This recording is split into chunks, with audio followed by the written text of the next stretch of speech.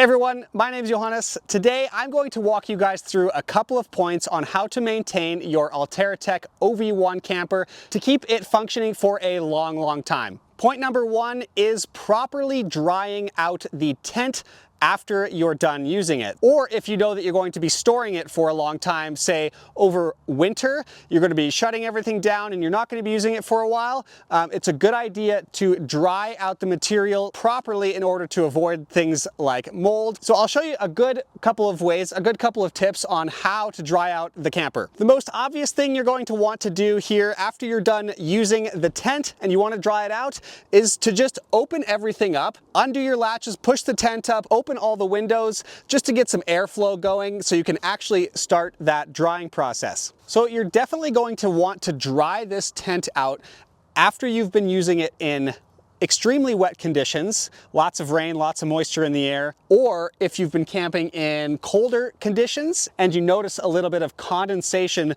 building up on the inside of the tent walls overnight, because as we breathe, we release condensation that collects on the tent surfaces, right? So if you notice that you've been camping in any of those conditions that may lead to excessive moisture, it's a good idea to let it air out, let it air dry before closing it away and storing it for your next trip. Another good tip to use when you're storing the tent for longer periods of time, or you can use this stuff really whenever to help collect some of that moisture, is these Silica Gel Desiccant Packs. And you can order these on Amazon, get them shipped to your house, and basically it's just these little silica beads that absorb moisture. So if you put a pack of this or 2 packs in, one at the foot of the bed and one at the head of the bed, and you close everything up, these will be sure to absorb any excess moisture that might have escaped the drying process. It really just gives you a peace of mind. Between opening up your tent and then closing everything down with one of these packs inside, you're well on your way to keeping the inside of your tent nice and dry. Our next point is going to be how to properly fold away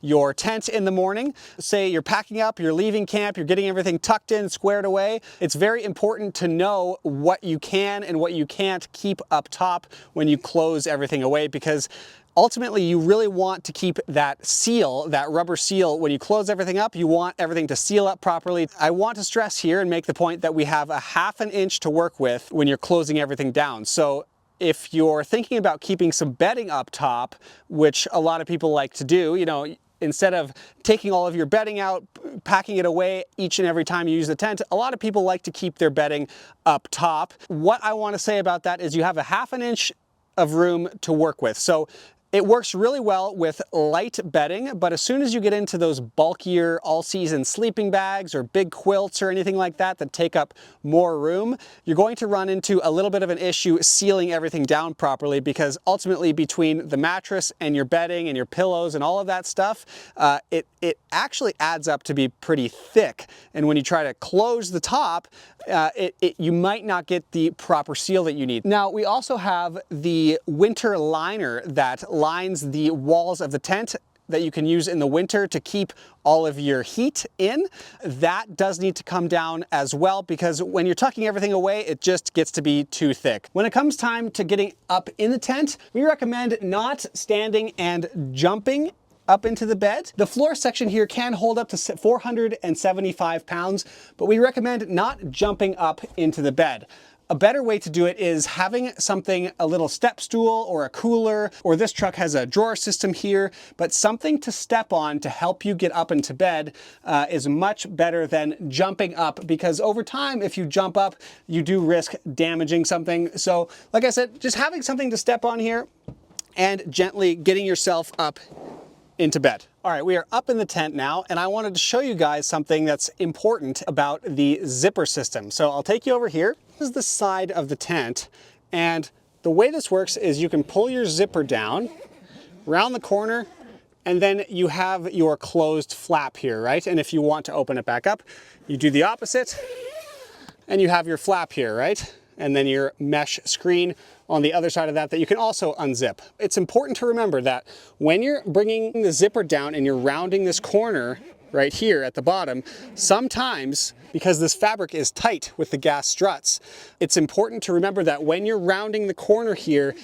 if you're struggling to get around the corner, you can give the fabric a little bit of a pull downwards, and that will give you enough slack in the fabric to round this corner here, because sometimes you'll be pulling the zipper down and you might meet a bit of resistance here, and you don't want to force the zipper around the corner. Instead, give the fabric a little bit of a pull. It'll take the pressure off the fabric, and then you'll be able to properly round this corner. Moving on to our next point, I wanted to talk about these C-clamps that clamp the camper to the bed of the truck. Now, depending on what you use the vehicle for, what kind of roads you're on, it's a good idea to check the tightness of these bolts every once in a while. Like I said, it depends on what kind of conditions that you're going to be using the vehicle on. That will determine how often you should check these.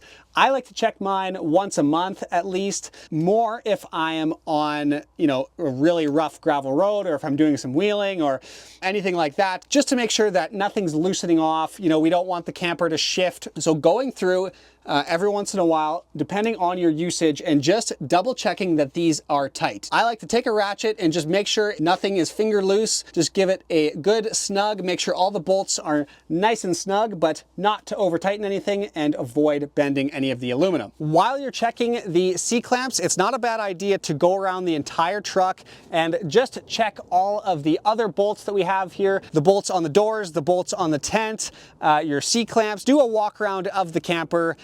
Get your eyes on things, make sure nothing's rattling loose, and put your hands on all the bolts, make sure everything's snugged up real tight, and that will allow you to avoid anything bad happening, anything coming loose when it shouldn't. The next point I want to touch on is maintaining your latches for your doors.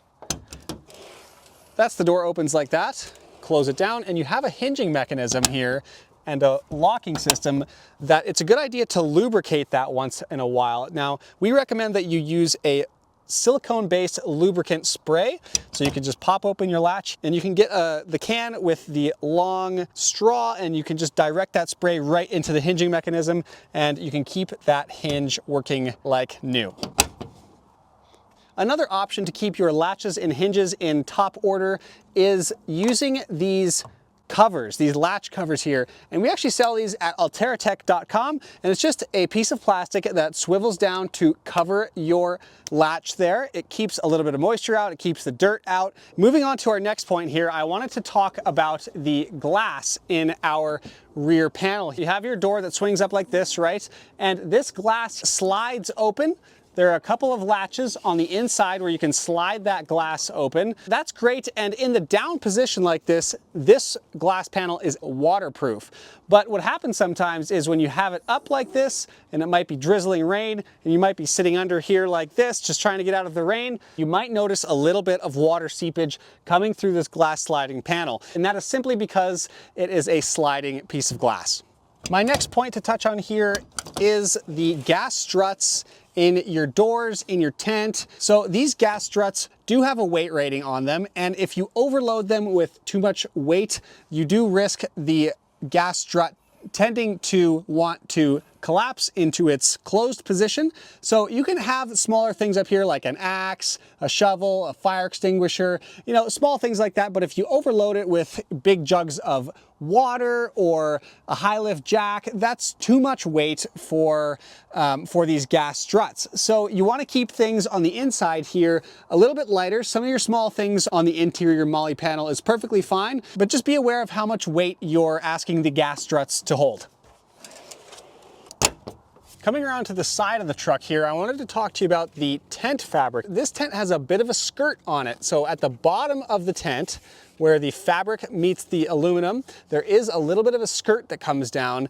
And what can end up happening is a little bit of moisture wicking that goes up that fabric and traps some moisture in there. So a good way to combat that is by taking these small pins, tucking the fabric underneath. You don't want to fold the fabric up because it could trap water. You want to fold the fabric down and in. Take a pin, pop it through the fabric, and pins your skirt nice and close to the bottom of the tent. So we recommend pinning the skirt here every 5 inches. I want to talk about how you close yourself into the camper at night. When it's time for bed and you're closing up camp for the night, how do you actually close everything up? Well, I'll show you here. You close your tailgate first, and then you bring the window down. Once you've brought the window down, in order to latch everything up, you can slide the windows open. You reach out through the window. You latch, the window slides both ways. Reach out, latch the other side, and now you are locked in. You can even reach out here and put your key in the slot, lock everything up, close the windows. The windows can only be accessed from inside, and now you've effectively locked yourself in here for the night. In the morning, you just do the opposite to let yourself out. Unlock your latches, push your panel up, open your tailgate, and you're ready for the day. Okay, so when it comes time to close everything up, pack up camp, you're going to lower the tent, and you're going to notice that some of the fabric might be coming out of the edges. Remember that it's important to have this fabric tucked away as best you can and as flat as possible inside for the best sealing results. A good tip I like to use is a hockey stick. You can use the tip of the blade to tuck all of this fabric in. All of the uses for hockey sticks, right? Then your toggle clamp goes first here. These are adjustable, so you can turn the bolts to make them tighter or looser, depending on how much of a clamp you want. So there's really not much to it. You just got to make sure that all the fabric is tucked away, all of your bedding is as flat as possible, and everything will tuck away very nicely. And make sure that you have a seal against any water or moisture coming in. So this concludes the maintenance video for the Allterra Tech OV1. Thank you guys for watching, and if you're one of our customers, we just wanted to say thank you. Hopefully some of the tips that we've given you today in this video will help keep your Allterra Tech OV1 on the road for many years to come and part of your adventure. So thanks again for watching, and we will see you in the next adventure.